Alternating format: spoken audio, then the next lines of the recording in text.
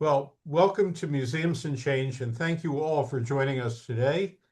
Um, uh, Special thanks to Ray Arsenault for presenting today. This is the last of four sessions on America 250. All four sessions are designed to assist museums in thinking more clearly about the anniversary's meanings and programming possibilities. Um, The need to reflect on our nation's history should be apparent to all. It's a moment when the federal government is promoting simplistic, inaccurate, and inauthentic narratives about America, then and now. While Americans can differ in their interpretations of American history, uh, our museums are under obligation to convey evidence based, carefully researched, and accessible narratives, even if they provoke disagreement or controversy. Um, this is especially so if we want to create authentic, complex storylines with a range of voices bumping into each other. A few housekeeping details before we get underway. First, the session is being recorded. We will make a link available via the AAM Open Forum ASAP, probably tomorrow.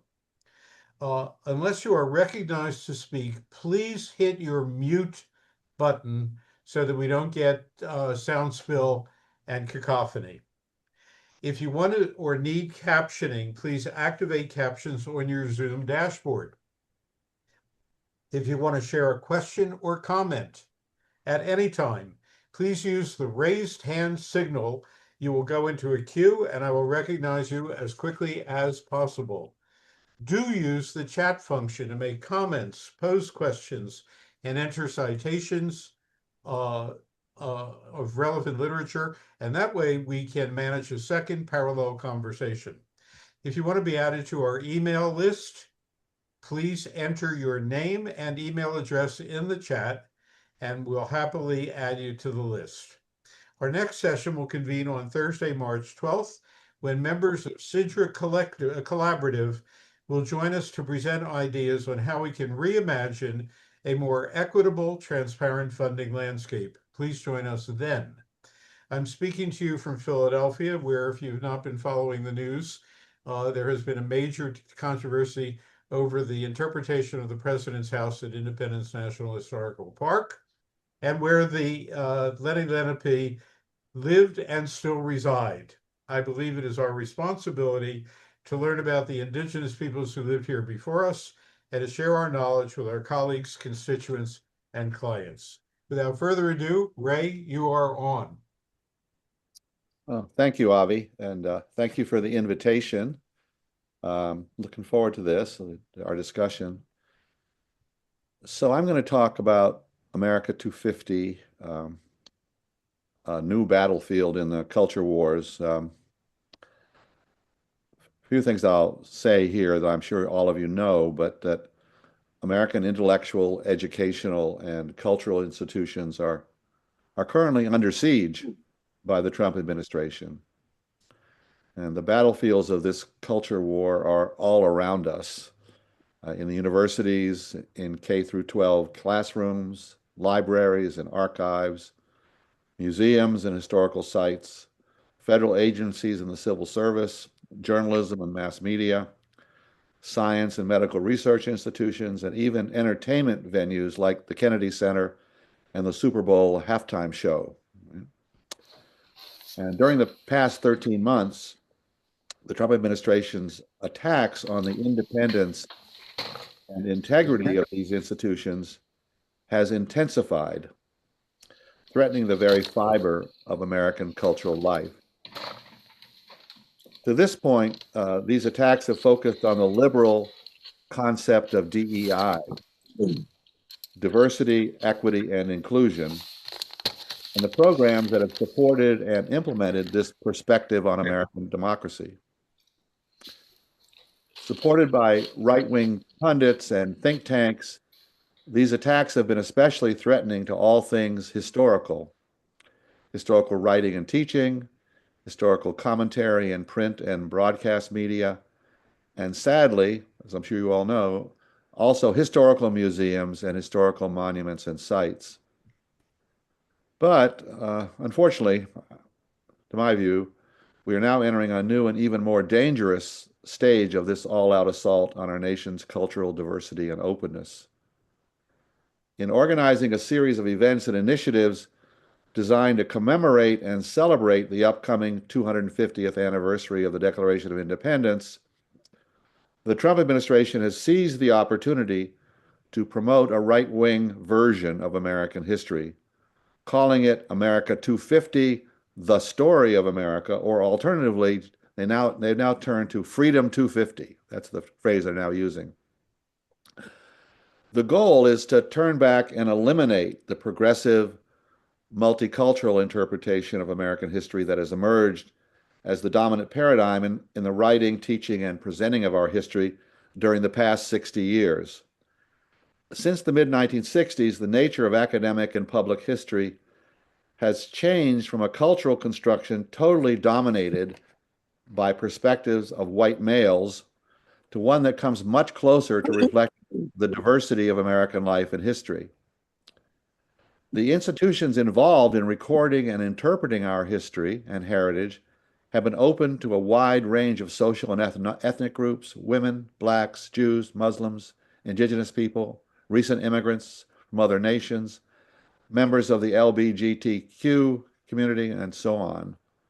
And to my mind, this diversity has made our perceived history richer and much more complicated and much more interdisciplinary and informed by an increasingly large number of cultural perspectives. In my experience, of course, I've done a lot of consulting and taken groups to civil rights museums, which have emerged since the early 1990s, starting with the National Museum of Civil Rights in Memphis and the Birmingham Civil Rights Institute. And it's incredible to me how things have changed. There are now scores of civil rights museums, for example, and many other African American museums. In fact, there's some estimates that civil rights tourism is now bigger than Civil War tourism. I would never thought I would live to see that, but it seems to be the case. So this is a revisionist history that's deeply disturbing to the MAGA sector of America, which prefers the older, simpler orthodoxy that trumpeted American greatness as reflected in the experiences, accomplishments, and perspectives of white male heroes, such as the founding fathers of the American Revolutionary era, Civil War generals, and the industrial and commercial titans of the Gilded Age. MAGA really believes in this relatively uncomplicated heritage of what Project Freedom 250 calls the one and only American story. Not American stories, but American story. And I think this story that they're pushing has very little room for the negative aspects of American history, such minor blemishes as slavery, racism, Jim Crow discrimination, anti-immigrant xenophobia, misogyny, sexism, the destruction of indigenous Americans, class-based oppression of the working class and the poor, inequality of wealth, and environmental degradation, just to name a few. That's not part of their story. Freedom 250 is all about, as its website proclaims, celebrating the triumph of the American spirit, celebrating the triumph of the American spirit. So they reject the complicated and nuanced American stories of both success and failure. Freedom 250 offers and mandates, really, a celebratory orthodoxy that is little more than propaganda, pushing the largely extremist views of the Trump administration. The website begins with a quotation from Trump himself. He says, "The story of America makes everyone free." The story of America makes everyone free. Oh, if it weren't so, huh? Only so. The website goes on to feature a video on the revolutionary battles of Lexington and Concord, narrated by the ultra-conservative Christian nationalist historian Wilfred McClay of Hillsdale College. Another spread eagle patriotic video on the history of the American Army, as seen by the great authority, the Secretary of War, Pete Hegseth.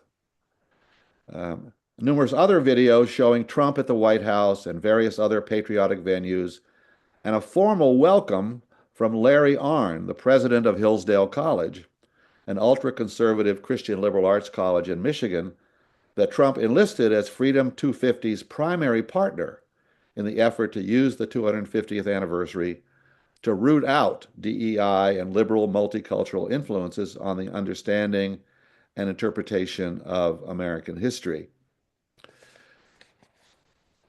With Hillsdale College's help, Freedom 250 seeks to impose an ideological litmus test on the presentation of American history in books and museums and other public and private institutions. It seeks, in my view, it seeks adherence to the dreams of American unity and power. Essentially, it wants all of us to return to the consensus model that dominated interpretations of American history from 1945 to roughly 1965, a model that argued that American history has been marked by a relative absence of social and political conflict. For the most part, this version of history teaches Americans have only quibbled about the details, not about fundamental differences of condition and political philosophy or ideology. I should say here that there are really two versions of the consensus model. One stresses the consensus of American politics. For example, that's what Richard Hofstadter writes, and he argues that this is a real problem because it doesn't reflect the lack of consensus and the lack of consistency in American society. So he's sort of approaching it from the left, where the other view is that American society actually has a consensus, that there's nothing really to argue about. So both the left and the right had versions of this, and of course it's the right-wing version that is being pushed by, even I'm not sure they even know about the consensus model, but they've replicated it in some sense. So at its heart, Freedom 250 promotes an illiberal, extremist view of American history that has little use for civil rights and civil liberties and meaningful democracy. As one critic put it, it teaches us what to think, not how to think. It teaches us what to think, not how to think. And for me, it's a formula for increasing uniformity and autocracy. So I think museum professionals and others should beware that Freedom 250 has very little, if anything, to do with freedom or liberty or any of the other ideals that we cherish as the bulwarks of an open democratic society. And as I was thinking about it this morning, I was getting more and more nervous and scared that this is I don't think I knew much about America 250 2 weeks ago. I was depressed enough, but now that I see this concerted effort, systemic attempt to bring down this orthodoxy, undoing all the progress that we've done in the last 6 decades as museum professionals and as historians, and um, it's just an incredibly sad development, and I think I'm not sure how we're going to stop it. I suppose we can just ignore it, but I'm not sure how we do that at our peril. And I think we're all sort of under the gun, and hope we can come up with a kind of collective solution to blunt this initiative, which is unprecedented in American history, really, coming from the White House, partnering with this private Christian college to push its own view of the world, kind of Christian nationalism. And so maybe I'll stop there and hope we can have a good discussion of this. Thank you very much, Ray. Let me start with the obvious question. Certainly, if you're working in a civil rights museum, the administration's storyline doesn't appeal. But most of our museums are not, in fact, civil rights museums. Right, And in fact, a lot of them are not history museums, or at least limited to history. right. Why should anybody in an art museum or a science center or a children's museum give a damn about these attacks on the integrity of our national history? Well, I would argue that, I mean, there are more than 35,000 museums and historic sites in the United States, and more than half of them deal with some kind of historical themes. Um, but for the others, look what has just happened to the Kennedy Center. Look what all the controversy about Bad Bunny and the Super Bowl, halftime show, and I think the tentacles of this are very long, and I don't think that other museums are really immune to this. Of course, I think as citizens they should care, maybe not just as museum professionals, and that there's a direct threat to their museum, but this whole thing really threatens the very nature of, I think, of a kind of open democratic culture. And it's a kind of a virus that could spread all over the place, I think, and well beyond historical museums. They're just the first point of attack. So let's go back to the simplest question, and that is, what do you propose that American museums do about any of this? Wow. Well, I think, first of all, they've got to be vigilant. They've got to make themselves aware of what's going on. As I said, 2 weeks ago, I was not aware of this.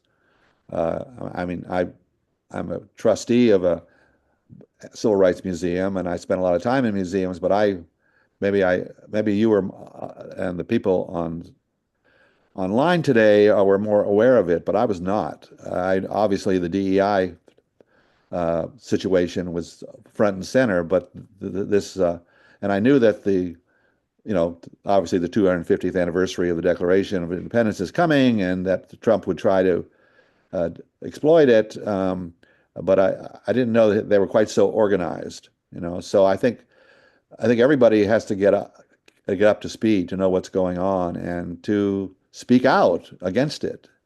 It's so fundamentally anti-intellectual, and really anti-American in a sense. It sort of flies in the face of the whole importance of museums, let's say, for example. I mean, some of the creations of American life have been national parks, public libraries, and great museums. And I think they've been a foundation um, of what's best about American history and American culture.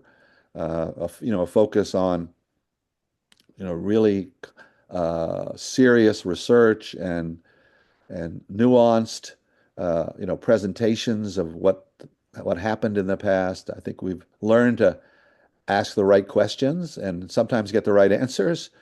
I mean, I think museums have come a long way since, let's say, since the early 1960s. When I was first going to museums, they were not the same thing that they are today. I think it's a talk about a triumph of the American spirit. I think modern museums are a great example of that. And it would be an utter shame if we lost that, or even a part of it, to not only to stop the momentum, but the fact that they would start taking out historical artifacts from the National Museum of Afro-American History and Culture. It's just incredible to me that the Smithsonian itself has been attacked frontally. I feel so sorry for my friend Lonnie Bunch that he's having to bear this situation. I hope he can just hang on. But I think we've all got to help each other, and it has to spread beyond the museums. I mean, I think professional historians and others who care about historical museums uh, need to step up and to lend a hand. Things like the American Historical Association, which I know has been very proactive on this, but all the Organization of American Historians and lots of the regional groups. We have a African American museum here in St. Petersburg that I helped found 20 years ago, and we've had a limited budget. We're about to build a whole new big museum, become the African American History Museum of Florida. Um, but it's had a great influence on this city. It really has. even though we have a limited budget, and it's a great symbol of positive change and a more progressive view, and it's enlisted many people beyond the African American community. And I think that that's just an example of what we're in danger of losing. That's true. Emlyn, you're on. Avi, you mentioned at the front end that this was a one of a series of what, three or four 250 related focus talks. I just for those on the call today that haven't been on the sessions over the previous two slots, which I attended and which I know many did, maybe there's not everybody has done that, and I just want to call attention to the one two times ago by a colleague of Ken Burns, a historian whose name I forget, I'm sorry, who was Alan urging Taylor. who was urging that the 250 only be embarked on by local and state level museums, that federal museums might be doing something in their peril. Maybe that applies at all levels. But the one recently by Jason Hansen of the History Colorado was who I've spoken to since to compare notes about the questions and comments I was raising. I think, is a stellar example of a very comprehensive attempt. And I would just take out of that conversation one thing I was emphasizing to him, which is that whatever is the attempt by any museum to embark on this topic, obviously time is getting late, but it's not too late to have a best effort and a robust evaluation plan after the fact that can document what was the experience in front of various stakeholders. And I cited the example, which I was personally involved in the successful run over 10 years of the American Anthropological Association's Race Are We So Different exhibition. There was, in the case of the North Carolina Museum of Natural Sciences, of which I was at the helm, we did a stakeholder report and an impact evaluation that was deemed by the AAA to be, one of the best in the decade-long sequence of that touring the US. So I think it's going to be important to have chronicled what has been the impact under best effort evaluation attempts. Great. Thank you. Rachel Ray, a Canadian participant, posed a question in the chat. Rachel, would you care to put that question out directly? Yeah, hi. Sorry, my video is not working right now, but yes, definitely. Yeah, a colleague of mine shared this talk with me. I think it's really significant in Canada as well. We do face it, but on a much less extreme level. And historically, we have, most recently with the Stephen Harper conservative government, he was able to change the name of the National Museum. And he also cut funding significantly during his time as prime minister. So I'm just asking, in terms of the situation as it is in the United States, thinking about funding and it being already very limited. I know in Canada it is. I'm assuming in the United States it's something that you struggle with. How are you dealing with that in terms of thinking about national funding? The floor is open to anybody about the funding issue. This is clearly a very important bottom line issue for a lot of museums. Not only is there an issue of direct federal funding, but there's indirect funding through state humanities councils, which has been slashed across the board, and state arts councils also slashed across the board. Ray, this is a critical question, and maybe not an historian's bag, but in point of fact, we have a situation where museums cannot generate their own income out of thin air, and the federal cuts are not just a threat, but a reality for a lot of institutions. Yeah. Well, we've got an extreme version of this in Florida.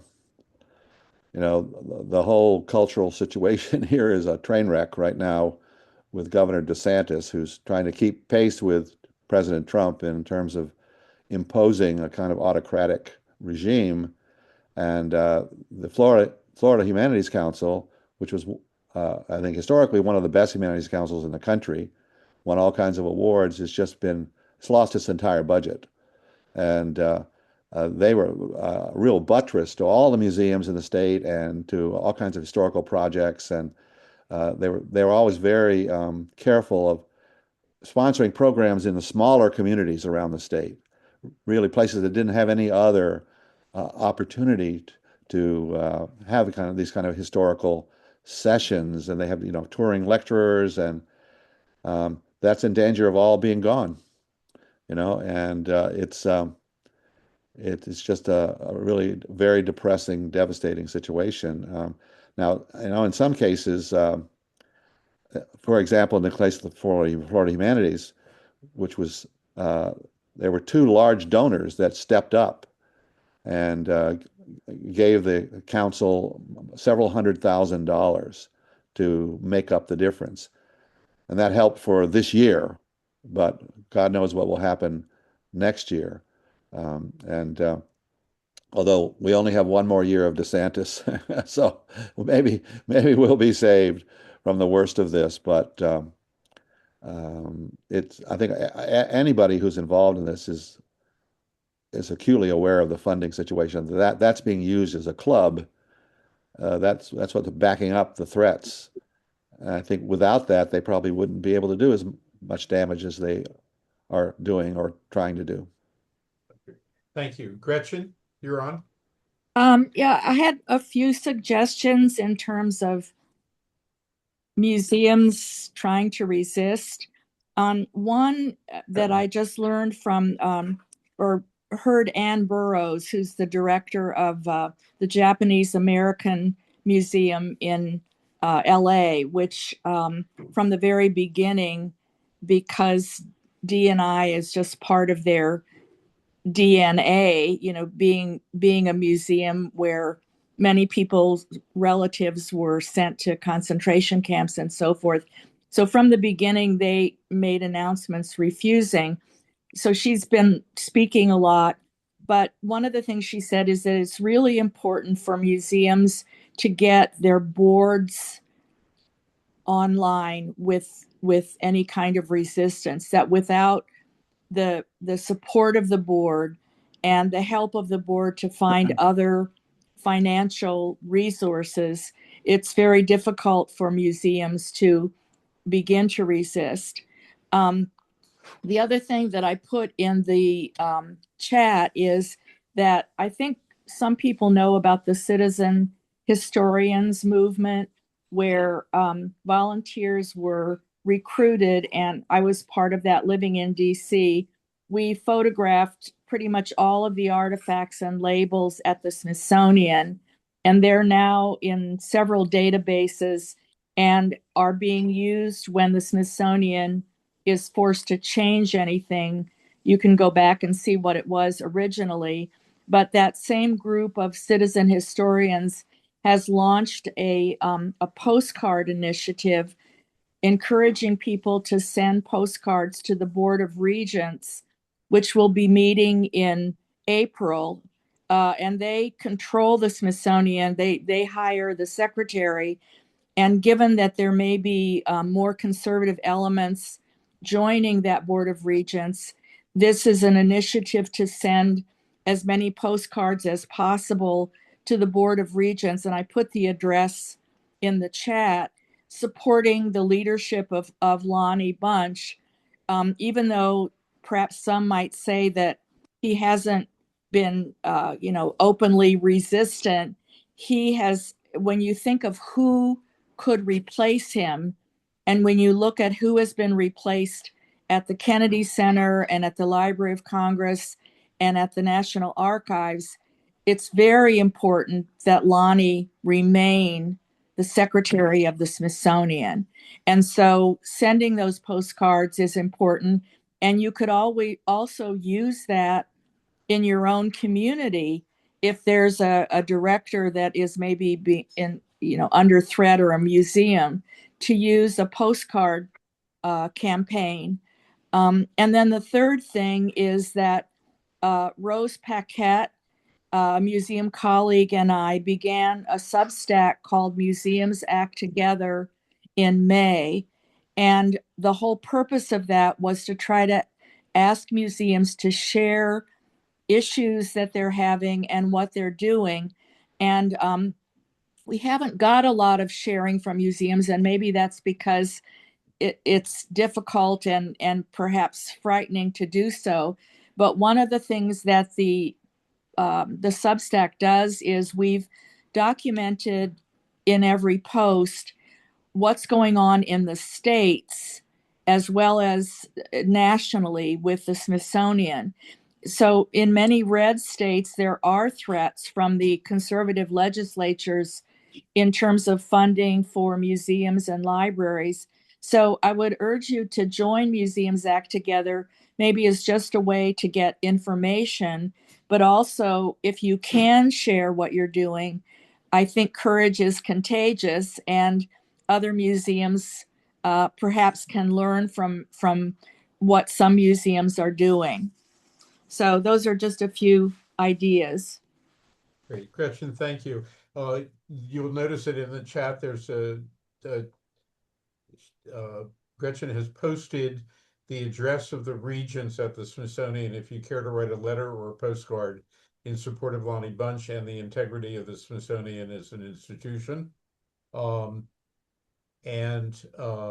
Robbie has posted in the chat a link to a talk by Ann Barrows, who is quite wonderful, and her museum took a very early stance that their entire purpose was at stake in not compromising the narrative that they are putting out there in the world. Ginny, you're on. Hi, Avi. Thank you. I can offer a little bit of a unique perspective on the funding question. I am a museum professional by training and worked in the field for about 10 years before joining a nonprofit fundraising consulting firm that works a lot with museums. I'm also on the editorial review board for the Arts, Culture, and Humanities chapter for Giving USA, if that's something that some of you are familiar with. And I was just reviewing this research this morning. According to AAM's report from last year, the annual national snapshot of United States museums, about 34% of museums have experienced canceled federal grants or contracts, and only 8% of those have found a way to replace that lost funding. So that is really, I think, points to the really dire situation that many institutions are in. And if I may offer just a glimmer of hope, the majority of funding in the United States comes from individuals, not government. So even though I know many of us are feeling that loss of funding in a really, really dramatic and devastating way, individuals, based on the data we have from 2024, the data for 2025 will come out in June, but individuals in the United States gave just over 390 billion with a B to charitable giving. And so I encourage all of you on this call. It's those individual donors who, while they can't make up that incredible gap, they are the future. They are the answer. And so I hope there's some glimmer of hope in that. Thank you very much, Ginny. That's much appreciated. Daria Wingreen has posed a question. What should museums be doing under the radar? What should we be shoring up while this plays out? And Ray, I wanted to put the question directly to you. There are many American historical stories that could be told during the 250th year. Are there any particular stories that could be told that do not hew to the administration line, but are worthy of attention and yet not necessarily going to raise public controversy or provoke a fight? Well, I think you can point to Ken Burns' recent series, the six-part series on the American Revolution, as a case in point. That he seems to have a facility for really making you rethink things without maybe, putting it in your face, seeming to be overly aggressive and I was stunned at the quality of that series. I wasn't expecting it, although I've always been a fan of his films, and I've worked on a number of documentary films myself. But I think that's an example. I mean, the incorporation of so much Native American history on the Revolution and Black history and women's history that is often, almost always, left out of the kind of meta narrative of what historians and museums present. And I'm hoping. I've been lecturing at Chautauqua the last couple of years, and I'm hoping to give a lecture on women in the American Revolution this coming summer. And I think they're just, we've made great progress over the last 60 years, but there's so many gaps, so many things we still need to do better than we've done it in the past. And so I think it's incumbent on all of us to try to think of in those terms of what we can contribute. And I mean, I think local history museums have a particular role to play there.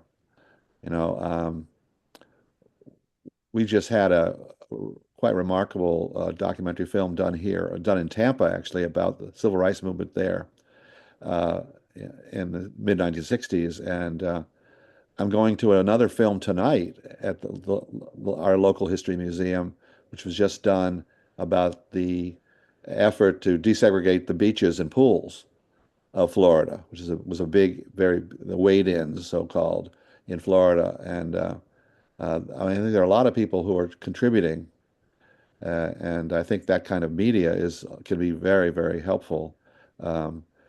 Unfortunately, I think the number of graduate students working on PhDs is down, and professional historians just working, in academic institutions I think our contributions have sort of suffered in the last few years because of the job crisis and lack of funding. But I know here in St. Petersburg we had an issue. We had street paintings. One of them was we sponsored at the Woodson Museum, which is the Black History Museum, out on the street. We had this giant. We hired or enlisted maybe 30 different artists to paint parts of a Black Lives Matter kind of painting along the street, and the local gay community leaders did a similar thing in terms of LBGQ on certain corners of a section of town which has a lot of gay establishments. And they got a bill passed in Tallahassee saying that no street painting with any kind of political content or any kind of opinion is legal. So they sent people from the Department of Transportation to paint all over these paintings black, paint them all black. And we had fortunately, in our case, they did it, but we had two local ministers who were very active in the immigration crisis, did a sit-in on the painting, and they got arrested. It didn't stop them from painting it over, but our board at the museum decided if we can't have the street painting, we put up banners all over the city saying the same thing. And we've just taken alternative routes to get the same message across. So I think with a little ingenuity, we can have certain forms of resistance. That one of those two ministers was arrested, and on his church, the Allendale Methodist Church, he every night he has a giant spotlight on a sign that says "Abolish ICE." and he's been threatened by ICE and that all kinds of things. But it's still there every night. So it is possible, even in the land of Ron DeSantis, to resist. Um, thank you. History Colorado, and I urge you to go to their site, has done a really phenomenal job with creating a major exhibition program. And one of their strategies was that for every object that they included in the show, they included 3 different interpretive labels. See, that is, the object is viewed from 3 very different perspectives in each case. Mm. And it's very hard you can't quarrel with all of them all the time. And by giving a diversity of opinions, it gives you a way into the program. Deborah, I saw that you wanted to speak, but if you can wait one moment, I'm going to call on Randy Miller. Uh, Randy, could you speak to what you just wrote into the chat function, please? Well, sure. I hadn't hoped to be seen here today. Not been working outside, clearing up the yard from broken branches, but was very excited to join what you're doing because basically I wanted in the chat that one of the things I personally think is important in response to your question, Avi, about what to do is to be ready for the storm that's coming, just to sum up what I was saying. And the example I've gave is what's happening here in Philadelphia with the president's house. And some of you might have been aware, what that is. It's a national story of taking down the panels there relating to slavery. And a group that was instrumental in getting those panels up and the interpretation was a group called ATTACK, Avenging the Ancestors Coalition. That's largely an African-American group of community people led by a lawyer, among others. And the key was that they knew that trouble was coming. And it's just like activism elsewhere. When you know trouble is coming, you want to be ready for it. You don't want to be reactive. You want to be proactive. And they're very proactive, as I suggested, in various ways, in terms of making sure that the public generally was aware of what's going to happen, would care about what's going to happen, and want to be involved in what's going to happen. And so one of the obvious things they did is encourage people, come and take pictures, come and see for yourself what's already here. So if it's taken down, we'll have an archive of it. But underneath that was also the idea of investing people in the process of defending history themselves. They're not relying upon others to do it. I thought it was very smart. It's just good old Ray's taught reminding us, go old back to the civil rights days. How do you get the people involved? Well, you meet in church and say, what can you do for the boycott, for God's sakes? You don't sit on your ass. You got to get out there. The other thing that they did is that they looked at the contracts and what have you for the legal basis by which the president's house was established and under any understandings related to it. So in engaging lawyers, they already developed the legal challenges. If the panels came down, they had the legal challenges ready so they'd be able to respond immediately. That came from preparation, and they were so convincing that this is very rare that the judge, in arguing for the preservation of those panels and then their restoration, actually quoted from their amicus brief in order to help make her own argument. But that was preparation. And I suggest that I think something else as well in terms of preparation. But the thing about preparation, it's not just a response, it's also a way of community engagement. B, it's also a way of every institution to think about the problems that are coming, and preparing for. What is our mission? What is our purpose? What are our resources? Who can help us, etc. So I'm involved in a couple of museums myself, like Cliveden of the National Trust has been doing this for years, and getting everybody involved in caring about the institution's mission and its purpose when it's going to be threatened is actually wonderful for board building, et cetera, and helping the boards themselves understand why we matter. And that would be true of a board, whether it's a history museum or not. So that's the point I was trying to make, is that, it's preparation, anticipation, which comes from knowledge about what could happen, but also knowledge about yourself, your own institutions, your values, your resources, et cetera. So I'm rambling on here, which of course, I guess, because I married a woman who's a preacher's son, I'm a preacher's daughter, but anyway, there we are. So that's I try to be short, and that never happens. Randy, thank you. I call to your attention the post from Laura Roberts in the chat that the American Library Association and Americans for the Arts are way ahead of the curve as compared with the American Alliance of Museums. And I urge you to go to their websites and track along with them. That is part of the preparation, is to find out what's happening, not just locally or nationally, but throughout the country. And these people have been much more outspoken and much more direct in preparing for the worst. Deborah, you wanted to say something? Please do. Yeah, thank you, Randall. That was really fabulous. You were not rambling at all. I just wanted to actually connect some of those dots back to Gretchen's comment about the board and board education as really central to this because I think that's where a lot of museums, not just history museums, but all kinds of museums really run into a wall if they are in their kind of general mode of being cautious, conservative, careful. And a lot of our boards are made up of people who, come out of corporate America. And that's the impulse. But we, I think, at this point have some very clear lessons about, what it means for people to capitulate to this administration, right? So, when the white shoe law firms, several of them immediately said, "Oh, sure, we'll do whatever you say, boss." That was really terrible. And it took a while for some of the other firms to sort of say, "Whoa, we better stand up and say no." And that has gradually happened. Same thing is true in the field of journalism, right? Where you had people say, okay, sure, we'll pay you, millions of dollars to settle something where we actually would have probably won in court. And I think that sense of resistance can't come exclusively from the staff. I think it needs to come from the staff and the boards. So, that was one point I wanted to make.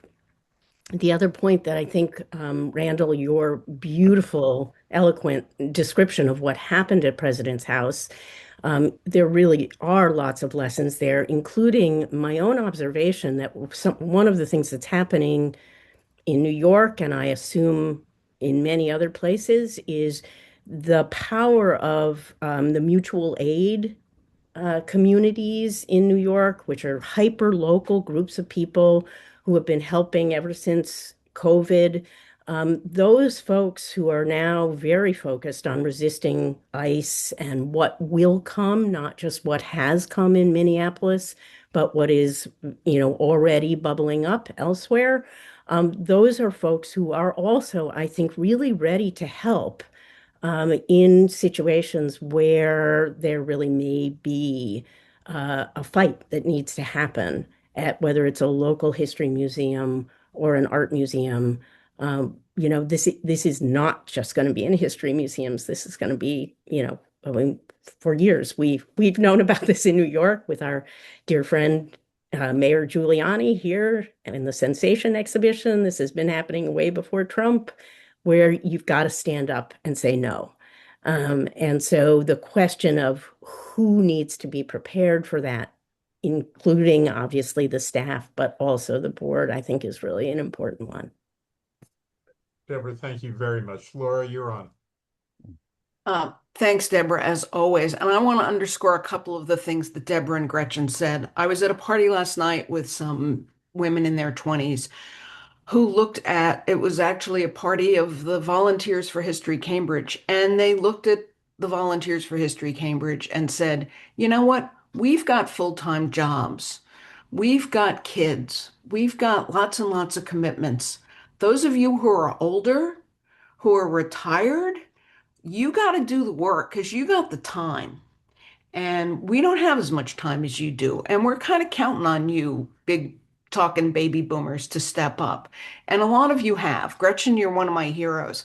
And it really I took that to heart. I would encourage all of you to be in touch with whoever is training primarily restaurants and social service organizations to know what they can do to protect their staff and patrons against ICE. Again, living in New York City, Deborah, they were my first former students who said, what do we do if we're doing a program for whatever, a cultural holiday, and ICE shows up at the door because they think this is a place where a bunch of people who were not born in the United States may be congregating. And again, the Japanese American Museum showed us how to do it. But there are resources in your community that can give you very concrete advice about the limits of who can come onto your property, how you can shelter people who might be vulnerable, and how you can communicate that to your audiences so that they can feel safe when they come onto your property. Um, and and then the third thing that I would say is that we are sometimes seen as being self-serving, right? We are after our own jobs, our own careers, our own funding. Our board members are generally seen as being civilians who are not being as self-serving. And often, although we have a reputation for being pretty liberal organizations, there are some conservatives sitting on our boards. And getting them to speak up on our behalf really works, and getting them to sign the letters to Congress people, locally and nationally, is really important. And then the last thing I would say, I sit on the board of my public library foundation, and there are a lot of things going on in the censorship at libraries frontier. And which is, if you use your public library, if your kids use your public library, you owe it to yourself to get in touch with your public library and find out how you can support their fights for continuing intellectual freedom and fighting censorship. Laura, thank you very much. John? I just wanted to add something in talking about resistance and in general finding ways to make a statement. Every time I go to Orlando for work, I go by the Pulse Memorial. I know one of the people that perished there. And my last time there were 4 or 5 people resurrecting the sidewalk, the paint sidewalk with chalk. The state troopers showed up to try to arrest them while I was there, and they cannot be arrested because it's not officially, it's not anything. It's not graffiti. It's not degradation. It's just chalk on a sidewalk. So there, and that isn't completely enabling the gay community in Florida to stand up even more and more. So finding something small and local and a simple way to not get arrested while doing it is something that people need to think about. So not museum directly related, even though they're trying to build a museum on that site still since that massacre. But I think it's just, it really kind of empowered me to think, wow, there is something I can do. A simple piece of chalk made a big difference. 50 cars went by and honked and supported while this was happening. So just wanted to make that statement about Florida as well. Avi, could I say something? No, please.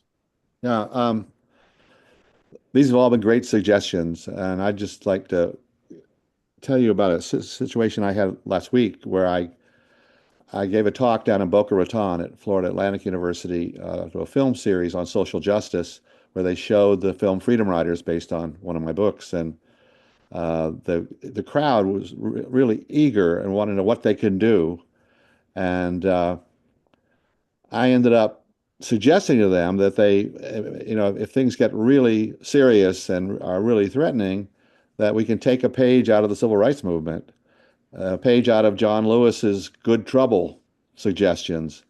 And look what's happened in Minneapolis, that I think you can mobilize people to get into the streets. You can go into the courts, but I think sometimes you have to get into the streets and do nonviolent direct action. And I think it's come to that point where we may have to do that. It seems to have worked well in Minneapolis. Here in St. Pete, we have a very active senior citizen. We have a big, obviously, it's the city of the world's largest above ground graveyard, they used to call us. We're younger than we used to be. We're no longer the home of Denture World or God's waiting room, but there are a lot of very active senior citizens here who will show up for the No Kings rallies by the thousands, and are willing, as you say, they have time, and I think at some point we may have to consider, I think anyway, the kind of good trouble notion of standing up and being willing to get arrested and willing to make sacrifices, because our whole cultural life is in risk here. is in jeopardy. And I think it's you know, we can't just wait for it to get worse and worse and worse. It'll be too late. So I hope, you know, and I felt a little strange making those arguments with those kids the other night, but on the other hand, I think they need to know that that is an option, and an option that has worked many times before, and is very disarming to the opposition when you are willing to sacrifice yourself and not strike back, and kind of to stop the wheels of society for a time. You make people feel uncomfortable, and you have to do that, I think, to be able to effect radical change. Well, we're not going to be John Lewis as a benediction in effect. Gretchen, I see your hand up, but we're really at the end of the hour. I want to call your attention to the exchange in the chat. Steve Whitfield, as provocative as always, asked what the counterweight to quote unquote freedom is, to which he got two quick answers. Daniel Stetson remarked, E pluribus unum, out of many, one. And BJ Davis responded, whose freedom? If we're talking freedom, it's important to ask who has had and who has not had freedom in our society. A few months ago, I finished writing a little essay about ways that museums could encourage their audiences and visitors to assume the agency that we all have to protest and to vote in our society. And I sent off a draft of that to Carrie Carson, an old pal at Colonial Williamsburg. And Carrie wrote back and he said, you've been sitting in a library too long. You need to get out on the streets. Which I have now appended to my little scrib and will probably send out into the world with his admonition. I think we all need to remember that we're not just members of staffs. We're not just part of a profession or a field, but we are American citizens, and all of us have the right and the responsibility to protest and to complain and carry on in public as individuals, and not simply to rely on somebody else or somebody else's institution or even our own institution to take the lead for us. It's our personal and individual responsibilities as citizens to get out there and make ourselves known. I want to thank you very much, Ray, for instigating a very interesting and powerful conversation. Thank you all for joining us today. Most appreciated. We look forward to seeing you at our next session, where we talk about transforming the funding landscape, which will be, I think, of great interest to everybody. In the meanwhile, take care, be well, and we'll look forward to seeing you soon. Bye, everyone. Hi, thank you.